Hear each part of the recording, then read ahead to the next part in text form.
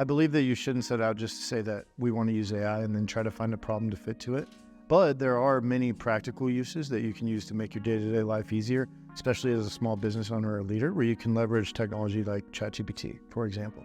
I'll use ChatGPT as an example. It has a pretty good knowledge on code, right? So if you're in the analytics business like I am, right, we often spend a lot of time writing Python, R, M code, which is on the back end of Power BI, SQL, different things like that, right? Like we know how to do all of that, but it's much easier sometimes if we want to troubleshoot a piece of code or if we want to understand more about it to just plug it into ChatGPT, have it troubleshoot it, or have it write the initial version for us, and then we just button it up to get it to do exactly what we want it to do, but it expedites the process, right?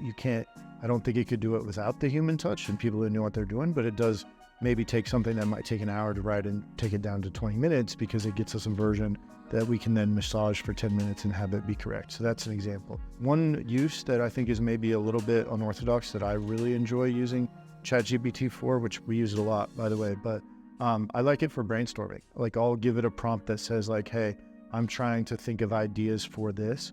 Ask me any question you can think of that's going to make me think about these different angles about this topic. And then let's just brainstorm ideas around that. And then the ChatGPT will just continually ask me questions, which will prompt me to have to think about things from a different angle or somewhere like that. One of the ways that I would say you find real applications for emerging technology, whether that's AI or something else, I use a time tracker called Grindstone.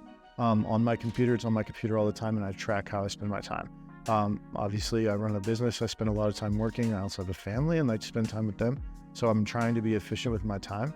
So I track my time even when we're not billing time to clients, just like I used to when we were billing time all the time, so that I can constantly have a breakdown of how I'm spending my time.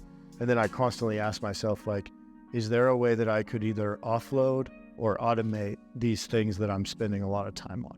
And if you do that, it can kind of be burdensome at first to get used to tracking your time.